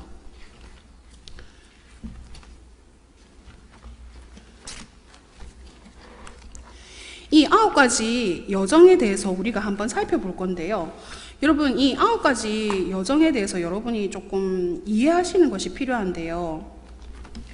자, 이걸 잠깐 보실까요? 여러분, 이 9가지 서정을 3가지로 나눕니다. 뭘로 나누냐 하면요. 첫 번째는 과거에 받은 구원. 이미 우리를 구원하셨다고 했었잖아요. 거기에 해당하는 것이 칭의예요. 칭의. 그러면은 두 번째는 뭐겠어요? 두 번째는 현재 이루어가는 구원이에요. 현재 이루어져 가는 구원은 뭐겠어요? 성화적인 구원을 얘기하고 있는 거예요. 그러면은 세 번째로 받는 이렇게 우리가 보는 구원의 서정은 뭐겠어요? 미래. 여러분, 과거, 현재, 미래로 나누는 거예요. 세 부분으로. 그러면 미래에서 나타나는 구원, 미래에 이룰 구원은 뭐라고 합니까? 영화라고 얘기해요. 영화. 그래서 여러분, 이 세 과거, 현재, 미래가 다 같이 이렇게 보는 것이 구원이라는, 구원은 과거만 있었던 것이 아니고 현재만 있는 것이 아니고 미래만 있는 것이 아니고 과거부터 미래까지 다 있는 것이 구원이라는 거예요. 그 중에서 우리가 과거를 살펴볼게요. 과거는 칭의로 우리가 볼 수 있댔잖아요. 믿음으로 의롭다 하심을 받았다라고 하는데, 여기 교재에 보시면 여러분 이 구원의 9가지 서정을 보는데 과거, 현재, 미래를 보는 근거가 되는 말씀이 있어요. 그게 뭐예요? 로마서 5장 1절에서 2절 말씀이거든요. 그래서 이거를 우리가 한번 읽어보고 세부적으로 살펴보도록 하겠습니다. 자, 보시면 로마서 5장 1절에서 2절 나오죠. 앞에 말씀으로도 나오니까 한번 읽어볼까요? 시작. 그러므로 우리가 믿음으로 의롭다 하심을 받았으니 우리 주 예수 그리스도로 말미암아 하나님과 화평을 누리자. 또한 그로 말미암아 우리가 믿음으로 서 있는 이 은혜에 들어감을 얻었으며 하나님의 영광을 바라고 즐거워하느니라. 아멘. 그러면 여러분, 과거, 현재, 미래로 되어 있는데 과거는 뭡니까? 여기서 믿음으로 의롭다 하심을 받았으니, 그죠? 이미 받았다는 거예요. 그 과거죠. 그러면 현재는 어디 있어요? 하나님과 화평을 누리자. 이게 현재예요. 그럼 미래는 뭐예요? 하나님의 영광을 바라고 즐거워하는 것, 그것이 미래라는 것이지요. 그럼 이 과거, 현재, 미래를 좀 세부적으로 살펴볼게요. 자, 먼저 우리가 볼 수 있는 것은 이제 과거예요. 과거에 받은 구원은 칭의라고 하죠. 거기에 속해 있는 것이 몇 가지냐? 6가지입니다. 그래서 소명, 중생, 회심, 믿음, 칭의, 양자됨을 이야기하는 것이 과거에 일어난 일이에요. 그러면 이 과거에 일어난 일들에 대해서 우리가 조금 더 살펴볼 수 있을 텐데요. 자,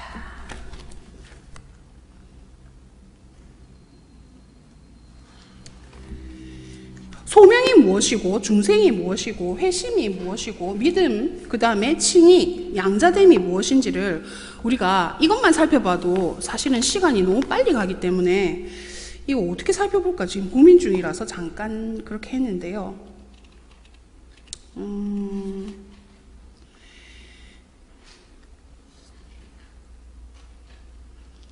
자, 요거를 세부적으로 살펴보기보다는 우리가 조금 어떻게 살펴볼까요?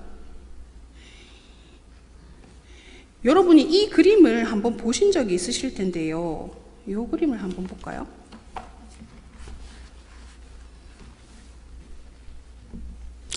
자, 이 그림 보이시죠? 원래는 인간이 있잖아요. 구원이 어디서부터 어디로 가느냐. 지금 과거, 현재, 미래로 우리가 봤는데 구원을 설명할 때 그러면 구원이 뭐냐? 어떻게 되는 것이 구원이냐를 설명한 내용이에요. 그러면 첫 번째, 인간은 있잖아요. 원래 어떤 존재였느냐? 완전한 존재였다는 거예요. 뭐가? 지정의가 다 완전한 존재였어요. 그렇게 지어진 사람이 누굽니까? 아담이요, 아담. 그러면은 아담은 범죄하기 이전에 아담은 완전한 사람이었다는 거예요. 그런데 무엇 때문에 이 순결함이 죄로 떨어지게 됐습니까?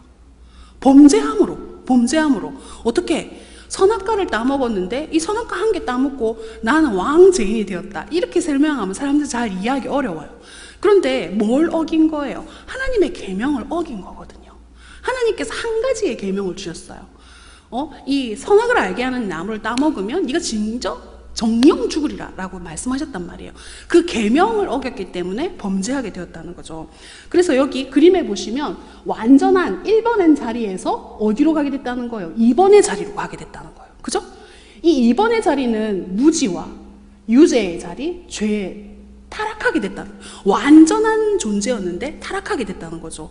근데 이 타락하게 된 사람이 스스로 자기 삶을, 자기 죄를 해결할 수가 없기 때문에 선지자이시고 왕이시고 제사장이신 예수님이 개입하시는 거죠. 어떻게 해요?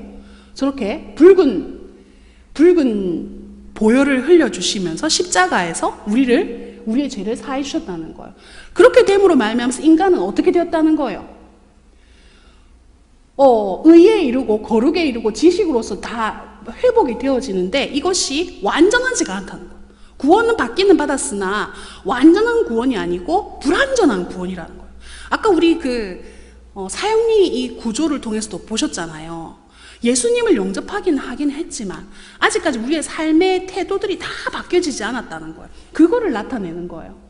그래서 개심을 하긴 했지만 아직까지 불완전한 상태에 있다는 거예요. 그럼 이 사람이 어떻게 구원받아야 돼요? 현재적으로 성화적인 삶으로 인해 가지고 이 삶들이 변화되고 성품이 바뀌어지고 속사람이 새롭게 되어짐으로 말미암아서 어디를 향해서 가야 되는 거예요? 영화의 삶으로 가는 것이 저기 4번인 거예요. 그래서 우리는 지금 예수님을 믿었다면 지금 불완전하지만 영화의 삶으로 가는 단계 중에 있다는 거예요. 근데 이 영화의 삶으로 가는 단계는 아까 우리가 살펴봤듯이 과거에 이르는 구원은 우리가 노력할 게 없어요. 믿음으로 구원받는 거예요. 그런데 성화적인 삶은 노력이 필요할까요? 안 필요할까요? 필요해요. 노력하고 성화적인 삶을 살기 위해서 계속적으로 노력하고 훈련받고 경건의 훈련을 쌓는 그런 것들을 통해 가지고 성화가 되어진다고. 그러면은 이 땅에서는 구원이 완전하게 이루어질까요? 이 땅에서는 안 이루어져요. 왜요? 영화는 예수 그리스도께서 강림하실 때, 재림하실 때 영화가 이루어지는 것이기 때문에 그런 거예요. 그래서 이 시간적으로 그 다음에 구원의 여정에 대해서 여러분이 이해하시는 것이 필요하다는 거죠. 자, 그래서 우리가 세부적으로는 살펴보지 않고요. 현재적인 구원에 대한 걸로 바로 넘어갈게요. 자, 현재적인 구원은 무엇이냐? 아까 우리가 성화라고 말씀드렸는데요. 우리 교재는 570페이지 계속 그냥 똑같이 보시면 되겠습니다. 새 책은 574페이지죠. 자, 여기서 보면 하나님과 무엇을 누리는 것이에요? 화평을 누리는 것이에요. 그죠? 이것이 바로 현재에 이루어가는 구원인데 성화적인 삶이죠. 이 성화는요, 삶 속에서 이루어져 가는 거예요. 삶 속에서 무엇을 이룰까요? 하나님의 나라를 이루는 거예요. 왜요? 예수님께서 오시고 난 다음에 이 하나님의 백성은 어디로 옮겨오게 됐습니까? 교회로 옮겨오게 됐잖아요. 그러면 교회로 옮겨와서 예수님을 믿는 사람들이 하나님의 백성이 되었는데 이 하나님의 백성 된 사람의 삶의 목표는 무엇이냐? 하나님의 나라를 이루어 가는데 가치관의 변화를 통해서 세상 문화를 하나님 나라 문화로 만드는 사명을 가지고 사는 사람들이잖아요. 그러니까 삶 속에서 하나님의 나라를 이루는 과정 가운데 있는 것이 성화적인 삶이라는 거예요. 그래서 결국엔 이 삶은 우리가 관전 3, 자기 중심성을 내려놓는 것으로 진행되어지고 결국 이 삶은 뭐라고 얘기할 수 있어요? 제자의 삶을 사는 건데 무엇으로 이루어집니까? 순종, 말씀에 대한 순종으로 이루어진다는 거예요. 그리고 무슨 열매를 맺게 됩니까? 성령의 9가지 열매를 맺는 삶으로 나아가게 된다는 거예요. 아시겠습니까? 예, 그렇게 되어지는 거죠. 자, 그러면 이 성화적인 삶에 대해서 빌립보서 2장 12절 13절은 이렇게 말씀하고 있어요. 우리 말씀 한번 읽어볼까요? 시작. 그러므로 나의 사랑하는 자들아, 너희가 나 있을 때뿐 아니라 더욱 지금 나 없을 때도 항상 복종하여 두렵고 떨림으로 너희 구원을 이루라. 너희 안에서 행하시는 이는 하나님이시니 자신의 기쁘신 뜻을 위하여 너희에게 소원을 두고 행하게 하시나니. 여러분, 분명히 구원받았다고 했는데 여기서는 뭐라고 나와 있어요? 두렵고 떨림으로 너희 구원을 이루라. 미래적인 걸로 얘기하고 있잖아요. 이것이 바로 지금 우리가 이루어 가야 되는 성화에 대해서 얘기한다는 거예요. 그러면 칭의는 과거에 이루어진 것이고 성화는 현재적인 삶인데 이것이 어떻게 다른지 잠깐 살펴볼게요. 이것은 칭의는 법적인 위치예요. 우리가 지옥의, 그러니까 죄인의 삶에서 어디로 옮겨졌다? 의인의 삶으로 옮겨졌다는 거예요. 그죠? 그러면 성화는 내적인 상태를 얘기하는 거예요. 내가 정말 성품을 맺고 있는가? 하는 거죠. 그러면은 칭의는 단일적인 일이에요. 예수님을 믿을 때 바뀌어진 거예요. 그러면 성화는 어떨까요? 단일적일까요? 지속적인, 계속 일어나는 거예요. 계속. 그리고 칭의는 전적인 하나님의 일이에요. 왜요? 우리가 믿을 때 하나님이 하신 일이잖아요. 그런데 성화는 누가 협력해야 됩니까? 우리가 협력해야 되는 거예요. 그죠? 그리고 칭의는 이 세상에서 완전하죠. 왜요? 하나님께서 하신 일이고 우리를 양자 삼는 것까지 하나님께서 하신 거잖아요. 근데 성화는 이 세상에서 완전하지 못합니다. 사람마다 다 달라요. 그죠? 예수님을 처음 믿었다고 성화의 삶이 이루어지지 않을까요? 처음부터 완전 몇십 년 교회 다니는 사람보다 더 열심히 하시는 분들 계시고요. 몇십 년 교회를 다녔는데도 초신자보다도 그죠? 어떻게 보면 그죠? 다른 분도 계시잖아요. 그래서 이 세상에서는 완전하지 못한 것이 성화다. 칭의는요 모든 사람에게 동일합니다. 그러면 성화는 어떨까요? 모든 사람이 달라요. 사람마다 정도가 다르다는 거죠. 왜요? 우리가 협력해야 되는 것이기 때문에 그렇다라는 것입니다. 자, 그래서 우리가 성화까지 살펴봤는데요. 이걸 한번 봅시다. 이 마귀가 틈타기 쉬운 세 가지 상황에 대해서 에베소서 4장이 말씀하고 있는데요. 이거를 잠깐 살펴볼게요. 어떻게 해서 마귀가 틈타기 쉬운가? 불화할 때, 미성숙할 때, 그리고 불결할 때. 자, 우리가 마귀가 틈타기 쉬운 세 가지 상황을 피하라고 우리가 한번 배워야 되는 거예요. 자, 4장에 보면은 주님과 하나가 되지 못할 때 불화하는 거죠. 화합하지 못하는 겁니다. 이 미성숙이라는 것은 예수님을 닮는 것이 이루어지지 않을 때, 여러분 우리 스스로가 예수님 닮는 것을 포기할 때도 있어요. 왜요? 내 욕심대로 사느라고. 내 욕심대로 하고 싶어서 예수님을 닮는 것이 이루어지지 않는 것이지요. 그리고 사랑과 진리로 성숙하고 충만해야 되는데 이 사탄이 계속 거짓말로 우리를 꼬들겨서 진리 앞에 서지 못하게 한다는 거예요. 그래서 이렇게 되어지는 것이지요. 자, 구습을 청소해야 된다. 불결한 거, 그죠? 우리 안에 있는 구습을 깨끗하게 청소해내는 작업들이 필요하다는 거예요. 그래서 이 세 가지를 통해서 마귀가 틈타기 쉬운 세 가지 상황들을 우리가 이렇게 걷어내야지 결국에는 우리가 성화의 삶을 살 수 있는데, 그것으로 제시하는 것이 에베소서에는 전신갑주를 취하라고 돼 있어요. 그죠? 성화의 삶을 살기 위해서 전신갑주를 취하라 라고 말씀하고 있는 것입니다.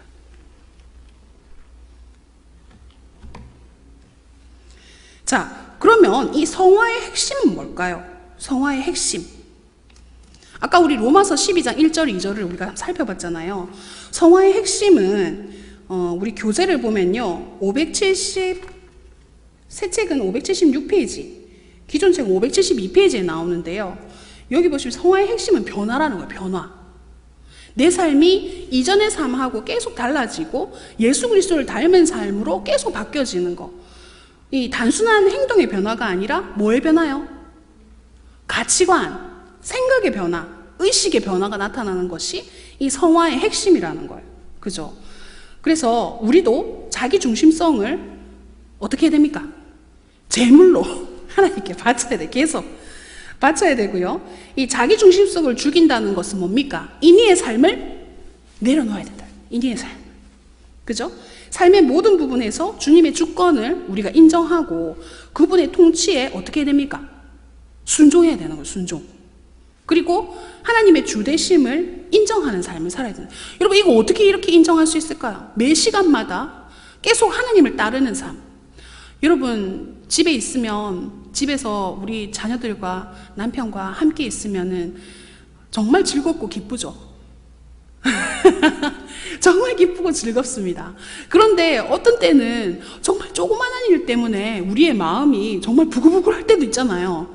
그럴 때 누구를 찾아야 됩니까?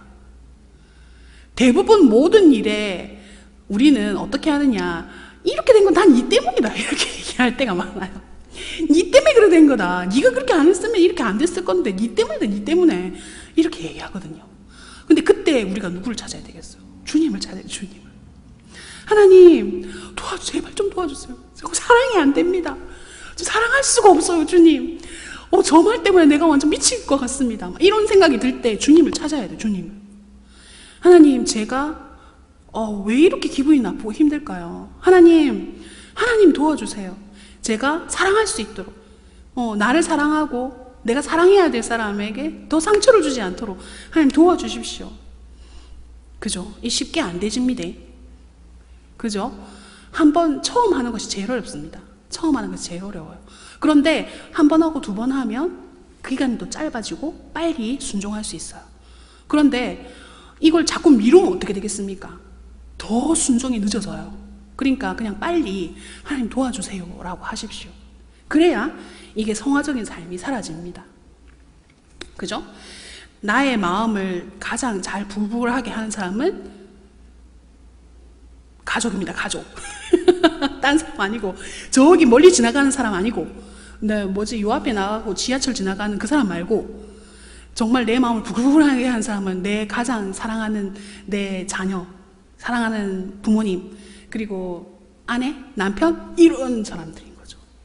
그래서 어떻게 해야 되겠습니까? 이 성화적인 삶을 살기 위해서는 하나님, 제가 정말 사랑할 수 있도록, 이런 말을 들을 때 좀 넘어갈 수 있도록 도와주십시오 하고 기도해야 되는 거죠.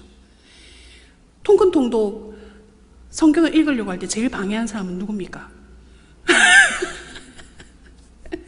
다른 사람 아닙니다. 다른 사람 아니에요. 그렇게 생각하는 나 때문에 방해받습니다. 그렇게 생각하는 나 때문에. 그죠? 그래서 여러분, 통근통독 저도 수업을 하잖아요. 수업 준비를 해야 되는데 수업 준비에 가장 방해한 사람 누굴까요? 가족일까요? 우리 자녀들일까요? 아니면 우리 어머니일까요? 누굴까요? 아니고, 그렇게 생각하게 해서 이 모든 관계들을 깨부수려고 하는 사단의 이 전략입니다. 그래서 우리는 어떻게 해야 될까요? 하나님, 내가 뭐 때문에 이렇게 사나요? 사랑하기 위해서 사는 겁니다.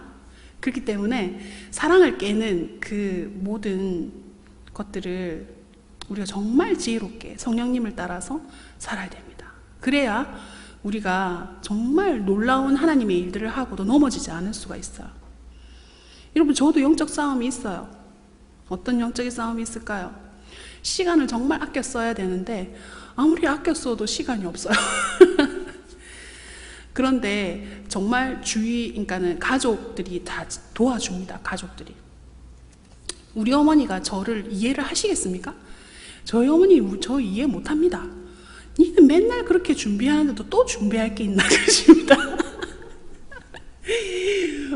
오늘 아침에도 일어나셔갖고 아직도 준비를 다 못했나 내가 그러시는 거예요. 그럴 때 제가 화를 내면 어떻게 되겠어요? 엄마는 그런 것도 이해 못해? 뭐 이런 식으로 하면 어떻게 될까요? 싸움이 되겠죠. 근데 이제 그만큼 어머니는 제가 준비하는 거가 답답하고 빨리 뭘 해달라라고 하시는 게 더 많으신 거죠. 근데 그게 뭐 잘못된 겁니까? 아니잖아요. 근데 그럼에도 불구하고 그런 모든 상황 가운데서 하나님이 저를 연단시키시는 거죠. 하나님의 사람으로. 아직도 인간이 덜 돼가지고 아직도 인간이 덜 돼가지고 인간을 만들고 계신 중이십니다.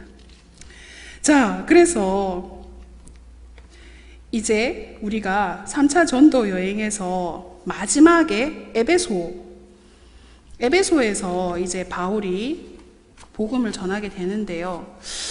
이 3차 전도 여행에서 조금 우리가 한번 살펴볼 부분이 있어요. 뭐냐면 바울이 로마로 가는 그런 상황인데요. 로마로 가기 전에 에베소에서 고백하는 내용들이 나와요. 왜냐하면은 로마로 갈 때 막 예언자들이 와가지고 뭐 다시는 못 본다, 죽는다, 뭐 이런 얘기 막 하잖아요. 그랬을 때 바울이 미래가 불확실한데도 나는 복음을 위해서 죽겠다 이렇게 얘기하거든요. 그럼 그게 참 놀라운 거죠. 내가 죽음이 눈앞에 있음에도 불구하고 나는 복음 전하기 위해서 사명이 내는 복음을 전하는 거기 때문에 죽는다 해도 나는 간다 이건 거예요. 어떻게 그런 결정을 할 수 있을까요? 그러나 사명이 있는 사람은 그게 가능한 거죠. 그래서 여러분, 내가 이렇게 하면 분명히 나에게 고난이 올 줄 알지만 그 고난을 선택할 수 있는 그런 마음, 그거는 정말 하나님이 주셔야 되는 마음인 거죠. 자, 그래서 이 바울이 로마에 가도록 하나님께서는 어떤 방법으로 로마에 가도록 허락을 해주셨나요? 우리 교재는 578페이지 하고 있습니다. 578페이지. 기존 책은 574페이지겠네요. 그죠?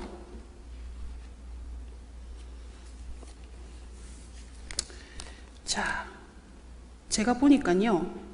구원의 서정 미래를 안 하고 지금 막 진도를 빼고 있었어요. 그죠? 죄송합니다.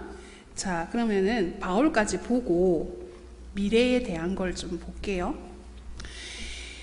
이 바울은요, 그 로마로 가기 위해서 여러분이 벌써 사도행전 읽으셨잖아요. 거기서 보시면 바울이 로마로 갈 수 있는 상황은 그냥 아주 자유로운 신분으로 간 것이 아닙니다. 아시죠? 다시는 얼굴을 보지 못하리라는 그런 당부 아래에 바울은 이제 수감 생활이 시작돼요.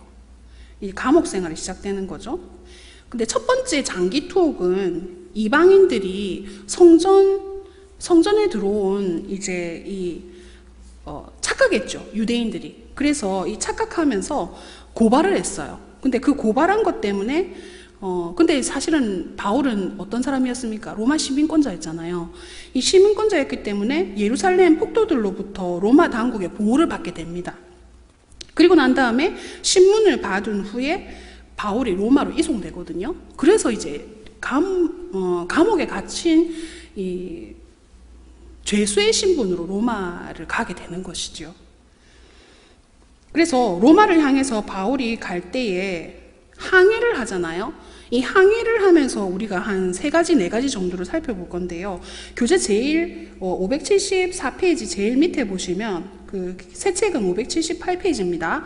거기 첫 번째 가이사랴에서 그레데로 죄수의 신분으로 떠나는 로마행 돼 있어요. 그래서 결국에는 죄수의 신분으로 로마를 가게 되는데 바울은 복음 때문에 갇히게 된다는 거죠. 그리고 두 번째는 유라굴로 광풍을 만나게 되잖아요.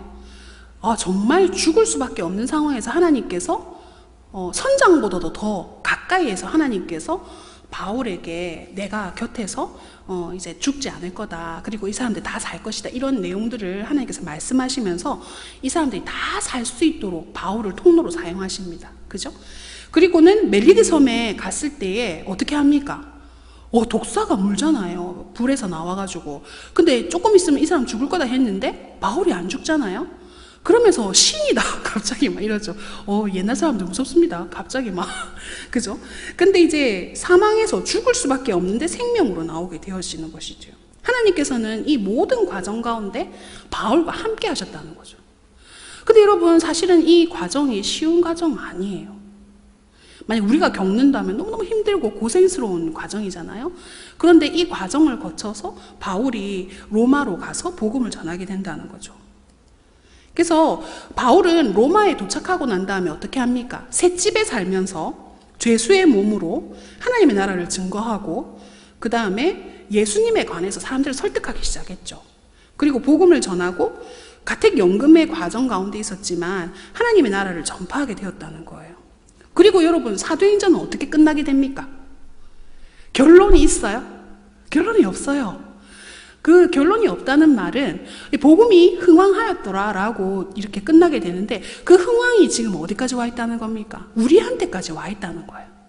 그러면은 이 사도행전을 통해서 우리에게 하나님께서 요구하시는 것은 이 사도행전의 복음은 어디까지 가야 된다는 거예요. 나를 통해서 다른 사람에게로 전달되어져서 가야 되는 것이, 그래서 교회를 통해 가지고 이 사도행전은 계속 쓰여져야 된다는 거죠. 그걸 하나님께서 원하신다는 겁니다. 자, 성화의 삶은 가치관의 변화라고 했습니다. 그죠? 이 가치관의 변화는 어떻게 나타나느냐? 그죠? 우리 생각의 변화로 나타난다고 했는데요. 그러면 아까 우리 안 했던 영화를 다시 볼게요. 여러분, 교재 어디를 보셔야 되나요? 아까 우리 574페이지, 기존 책은 570페이지 제일 밑에 보면 하나님의 영광을 바라고 즐거워하느니라, 이게 바로 영화의 삶이에요. 요거 볼게요. 왔다 갔다 해서 미안합니다. 자, 첫 번째 우리가 과거를 봤고요. 그 다음 지금까지 성화의 삶을 봤거든요. 현재에 이루어 가야 되는 삶. 그 다음에 하나님의 영광을 바라보고 즐거워하느니라, 이것은 미래에 이룰 구원인데 영화예요. 영화로운 삶. 이거는 견인과 영화로 나타나는데, 견인은 뭐냐면 이 과정으로 갈 수 있도록 하나님께서 우리를 이끌어 가신다는 거예요. 그럼 이 과정 구원 또한 하나님이 이루시면서 우리가 합력해서 간다는 거죠. 그러면서 이 영화의 과정은 결국에는 예수님의 재림 때 이루어진다는 거예요. 사람들은 예수님이 재림 전에 많이 죽잖아요. 예수님을 믿는 가운데 죽잖아요. 그래서 영화로 바로 가는 게 아니고, 예수님의 재림 하실 때 죽은 사람들도, 그 살아있던 사람들도 같이 영화에 이르게 된다는 것이죠. 자, 저는 여기서 끝내야 되는 시간인데요. 우리 10분만 쉬고 더 할까요? 어떻게 생각하십니까? 10분만 쉬고 더 할까요? 아니면 조금만 더 하고 다음 주에 보강할까요? 우리 오신 분들에게 권한을 좀 드릴까요? 아무래도 오늘 요한계시록까지는 못 갈 것 같습니다. 그죠? 조금 더 하고 우리 다음 주에 보강할까요? 그게 낫겠죠? 그럽시다. 예. 그러면 우리 좀 진도 나가보죠. 빌립보서 가도록 하겠습니다. 581페이지 새 책은, 기존 책은 577페이지 되겠네요.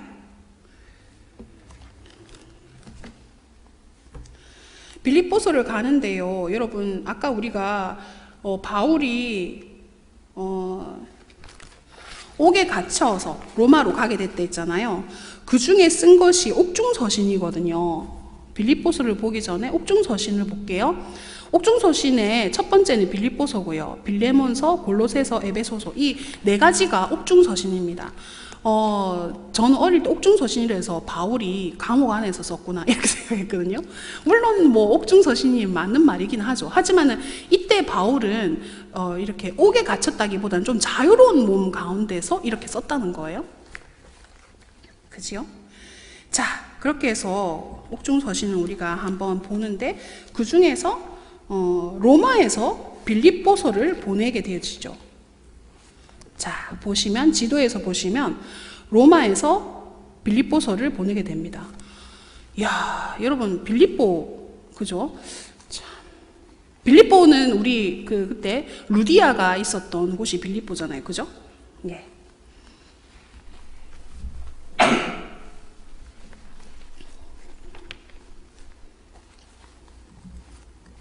자, 빌립보서 보도록 하겠습니다.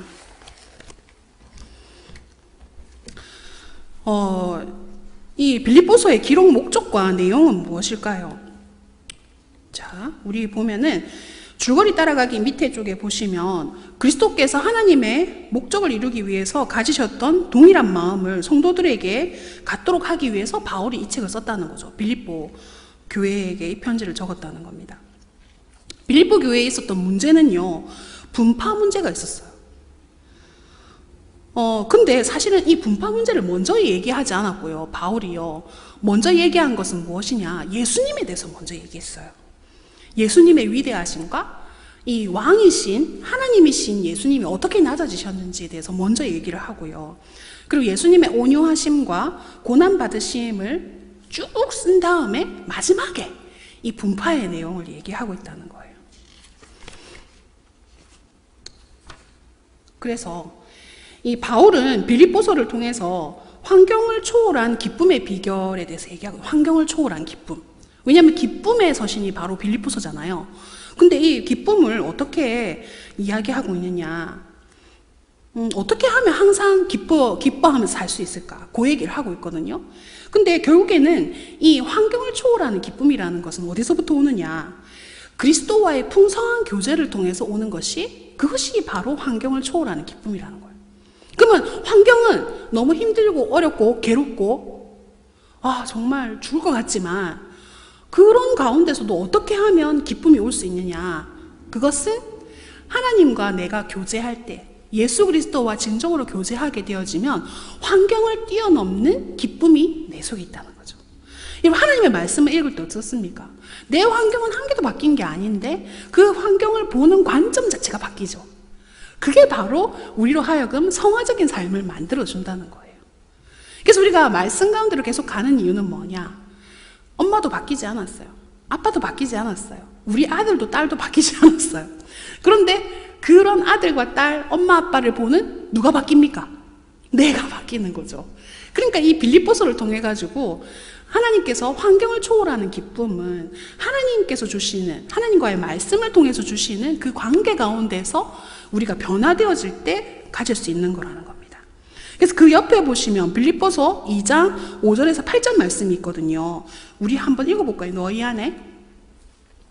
본문에서 찾으셨어요? 579페이지 기존 책, 새 책은 583페이지입니다. 찾으셨죠? 너희 안에, 시작. 너희 안에 이 마음을 품으라. 곧 그리스도 예수의 마음이니 그는 근본 하나님의 본체시나 하나님과 동등됨을 취할 것으로 여기지 아니하시고 오히려 자기를 비워 종의 형체를 가지사 사람들과 같이 되었고 사람의 모양으로 나타나사 자기를 낮추시고 죽기까지 복종하셨으니 곧 십자가에 죽으심이라. 아멘. 예수 그리스도의 마음은 바로 오히려 종의 형체를 가지신 마음이라는 거예요. 사람의 모양으로 나타나신 거라는 거죠. 낮추시고 죽기까지 복종하셨다는 거죠. 참 쉽지 않습니다. 그죠? 왜냐하면 우리 스스로가 본성이 우리 중심적이고 나 중심적이거든요. 그래서 나 중심적인 것을 버리지 않고는 이게 가능하지가 않습니다. 그래서 예수님도 나는 내 뜻대로 사는 것이 아니고 아버지의 뜻대로 산다라고 말씀하셨잖아요. 그것처럼 우리도 아버지의 뜻대로 사는 삶을 살 때 이게 가능하다는 거죠. 그래서 그리스도의 마음을 품은 자에게 요구되는 것은 무엇인지 그것이 빌레몬서에 나옵니다. 스리슬쩍 빌레몬서로 넘어갔어요. 벌써. 자, 빌레몬서 볼게요. 여러분 어떻게 해서 그리스도의 마음을 품은 자가 되는가? 그 요구가 어떻게 빌레몬서에 나오는가? 여러분 빌레몬은 있잖아요. 오네시모라는 도망친 하인을 대신해서 주인에게 그 편지를 보내거든요. 그죠? 빌레몬서의 기록 목적은 결국에는 오네시모를 그리스도 안에서 형제와 같이 대해주라는 내용이에요. 그러면 여러분 이 편지를 받았을 때 이 빌레몬이 어땠을까요? 그죠? 자기한테 폐를 끼치고 도망간 종이란 말이죠. 그런데 바울과 같이 정말 이제 그 복음 전하는 그죠? 하나님의 제자 사도인 바울이 이런 편지를 보냈단 말이에요. 사실 바울 당시에 이 노예 제도를 바울이 해결할 수는 없어요. 그런데 예수님의 희생을 통해서 구속받은 사람들이 서로를 어떻게 대해야 되는지에 대한 그 태도를 우리가 이 빌레몬서를 통해서 볼 수 있거든요. 그러면은 그리스도의 마음을 품는다는 건 뭘까요? 나에게 해를 끼치고 도망한 종이지만 그리스도 안에서 이 사람이 개종하게 되어지고 예수님을 믿기 때문에 형제로 대하라는 말은 사실은 예수님의 마음이 없이는 잘 되어지지 않습니다. 그런데 바울은요 그러죠. 억지로 하지 말고, 그죠? 억지같이 하지 말고, 그리고 그것이 자발적인 마음으로 해달라는 그런 당부까지만 이렇게 하는 거죠. 자, 그래서 이 빌레몬이 속하여 있는 골로새 교회가 있어요. 지금 골로새로 넘어갔습니다. 빌레몬은 골로새 교회에 소속되어 있었는데 이 골로새 교회는 어떤 곳이냐? 라우디게아에서 19km 떨어진 곳이고요. 그리고 에베소에서 동쪽으로 160km 떨어진 곳에 위치하고 있는데 그 이쪽은 동방 신비주의를 받아들였어요. 그래서 동방에서 있는 그런 신비주의가 뿌리 내린 곳이었는데 왜 그러냐? 이제 무역의 중심지로 이렇게 거쳐가는 곳이었기 때문에 골로새가 이 문화의 그 영향을 받았던 거죠. 동방 쪽에서. 그래서 이 동방에서 들어온 온갖 종류의 새로운 사상과 교리들이 같이 공존했다는 거예요. 자, 그래서 골로새서의 기록 목적은 뭘까요? 지금 582페이지 기존 책, 새 책은 586페이지입니다. 여기서 에바브라를 통해 가지고 골로새에 이단이 생긴 것을 바울이 알게 됐어요. 그래서 그 중에 이단은 어떤 것이 있었냐면 유대주의랑 영지주의, 금욕주의, 천사숭배 사상 등의 혼합적인 이단 사상이었는데요.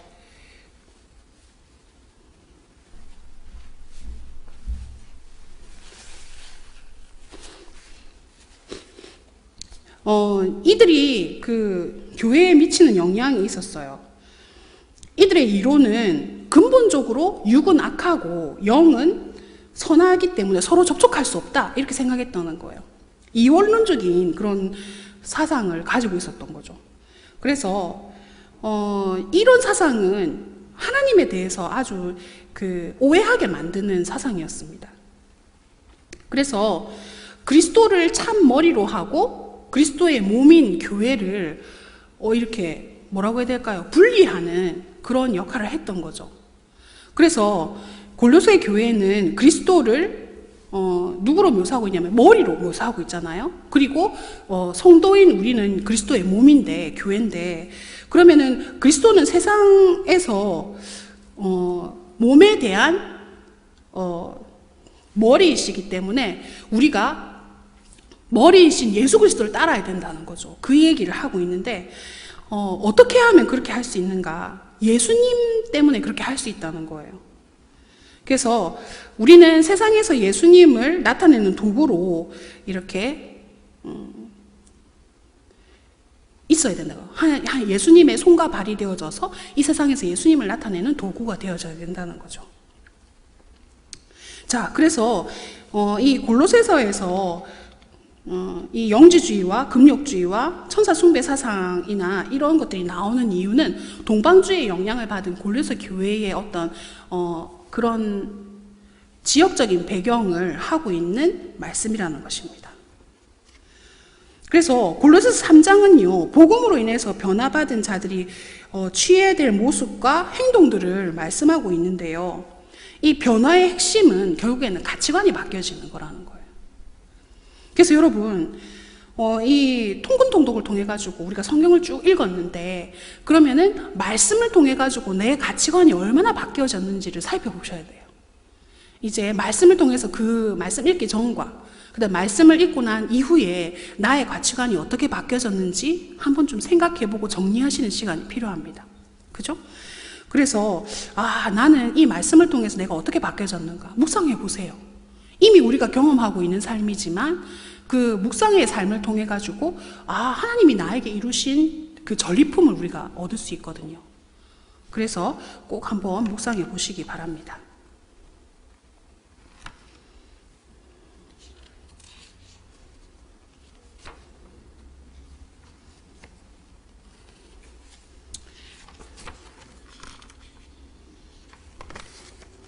우리가 아까 에베소서를 잠깐 보기는 했는데, 자, 에베소서는요,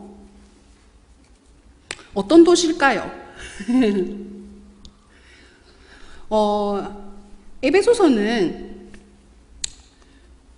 여러분 아데미 신전 그리고 바나바가 아까 우리가 읽었던 것처럼 잠깐 살펴봤던 것처럼 이 아데미 신전이 있거든요. 에베소에. 그래서 이 아데미 신전의 본고장이 바로 에베소입니다. 그래서 아데미 숭배가 도시의 경제적인 생존 수단이 되고 있었어요. 그래서 만약에 아데미 신이 없어지면 어떻게 되겠습니까? 경제적인 수단도 없어지는 거죠. 그러니까 이 은장색들은 아데미 여신상과 그 신전의 모양을 만들어서 팔아서 생계를 유지하게 됐었어요. 그러니까 사실 이 아데미 신이 중요한 것보다는 자기의 생계가 거기 달려 있으니까 그게 더 중요하겠죠. 그래요. 자, 그래서 이 에베소에서 바울이 복음을 증거하면서 사실 하나님과 아데미가 공존할 수 없잖아요. 그죠? 그래서 그것 때문에 바울이 복음을 전하면서 일어났던 일들에 대해서 우리가 한번 에베소서를 통해서 한번 살펴볼 수 있겠죠.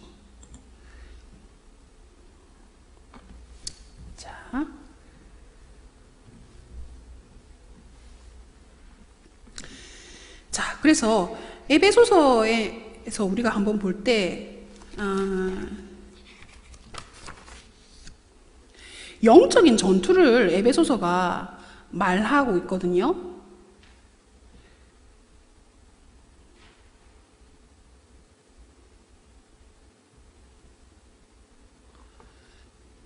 예.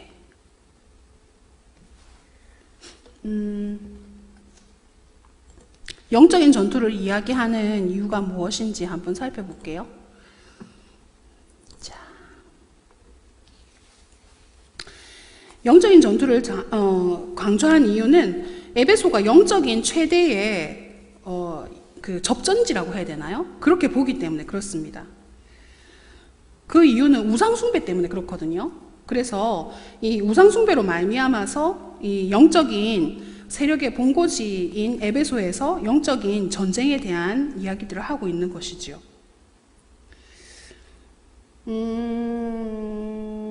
그래서 여러분 전신갑주에 대한 이야기가 나옵니다. 아까 우리 성화에 대해서 이야기할 때도 전신갑주를 입어야지 된다라고 제가 말씀드렸던 것처럼 이 영적인 전투에서 우리는 전신갑주, 진짜 영적인 전투가 일어나기 때문에 하나님의 전신갑주를 입어야 된다라는 이야기를 하고 있습니다. 자, 그래서 이 에베소서의 신학적인 독특성이 있어요. 그것은 무엇이냐면 우리 587페이지 기존 책, 새 책은 591페이지 보시면은 에베소서의 신학적 독특성이 있습니다. 그것은 교회론과 신론, 기독론, 성령론, 구원론, 마귀론, 종말론, 윤리론, 우주론 등 이런 모든 것들이 결정화된 형태로 에베소서가 적혀져 있다는 거예요. 그래서 여기에 대해서 여러분이 성령론부터 시작해가지고 이렇게 쭉 한번 읽어보시면 이 바울 신학의 핵심인 그리스도의 안에서라는 그런 내용들을 통해서 쭉 다 이렇게 보실 수가 있으십니다. 자, 우리가 에베소에서 우리가 한번 볼 것은 아데미 신전뿐만 아니라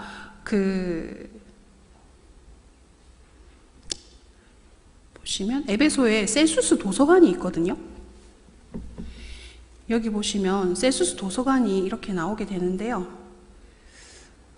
두란노 소원으로 추정되는 도서관입니다.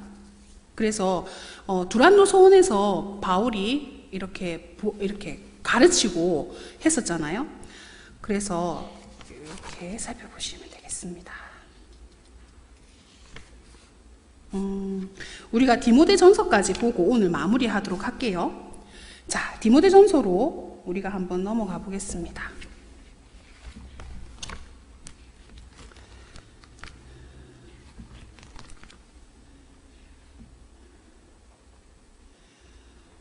우리가 디모데전서를 볼 때에 목회서신을 보게 됩니다. 우리가 아까 살펴봤던 것이 그지요? 이 아데미 신전도 나오는데 아까 업종서신을 우리가 살펴봤잖아요. 그래서 목회서신은 디모데 전서와 디도서, 디모데 후서 이렇게 우리가 볼 수 있는데 그 중에서 오늘은 우리가 디모데 전서까지 보고 오늘을 좀 마무리해야 될 것 같습니다. 디모데 전서에서 목회서신이라고 하면 목회하고 있는 디모데에게 바울이 편지를 2번 보낸 거죠. 전서와 후서를 보냈는데요. 여러분, 목회서신이라고 하면 교회 안에서 어떻게 목회해야 되는지를 살펴볼 수 있는데 사실은 에베소에서 목회하는 사람이 누구였냐면 디모데였어요. 그러면은 에베소와 관계가 있겠죠. 그래서 이 에베소가 이제 아데미 신전을 섬기고 있고 그리고 우상 숭배가 많은 이곳에서 목회하고 있는 디모데에게 바울이 보낸 편지라는 것이지요. 무엇 때문에 우리가 바울이 이렇게 목회서신을 보내었는지를 좀 살펴볼 필요가 있는데요. 우리가 가지고 있는 기존 책은 589페이지, 새 책은 593페이지입니다. 보시면 바울의 방문이 조금 지체될 그런 가능성이 있었기 때문에 다시 살펴봐야 될 진리에 대해서 그리고 또 사랑하는 이 디모데 아들이잖아요. 영적으로 아들인 이 디모데에게 편지를 적었다는 거죠. 그래서 이 에베소 교회의 그때 상태가 어땠는지를 좀 살펴볼 필요가 있는데요.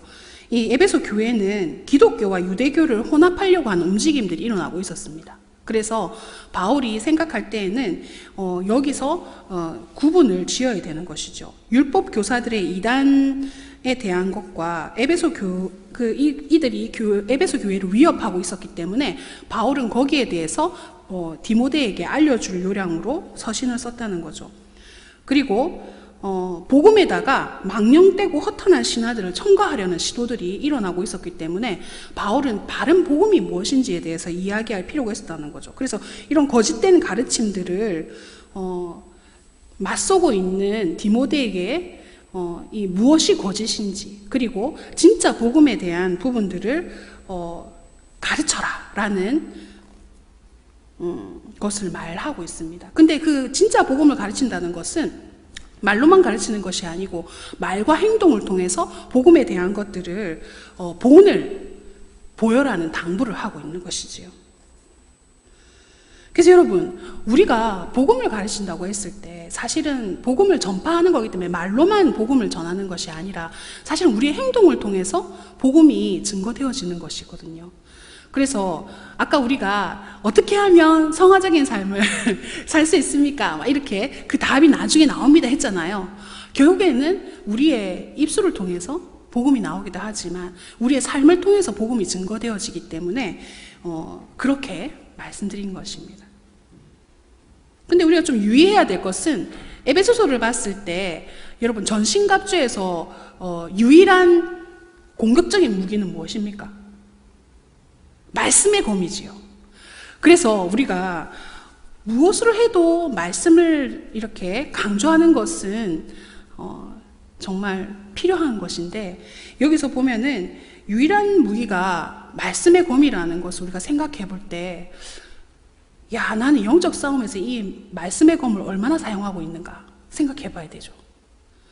우리의 영적인 싸움은 이 싸움에서 내가 이길 수 있는, 공격할 수 있는 무기는 말씀이라는 거예요. 그래서 이 말씀을 우리가 가까이 하고 말씀대로 이렇게 순종하는 삶을 통해서 우리는 사단의 그런 곳에 우리가 공격할 수 있는 그러한 영적인 대결을 할 수 있다는 거죠. 자, 이렇게 해서 우리가 디모데전서까지 살펴봤어요. 그래서 이번 주 여러분 살면서 이제 마지막 본문을 읽으실 텐데 지금 우리가 다 진도를 못 빼서 다음 주에 제가 보강을 하도록 하겠는데요. 이제 90일까지 진짜 얼마 안 남았어요.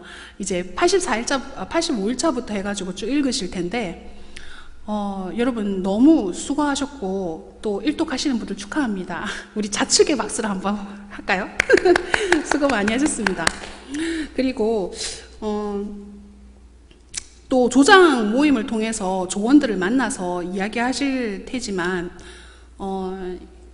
일독하신 분들 이렇게 한번 다 올리셨죠? 그죠? 그래서 우리 반장님 중심으로 해가지고 그거 좀 잘 정리하시면 좋겠고요. 그리고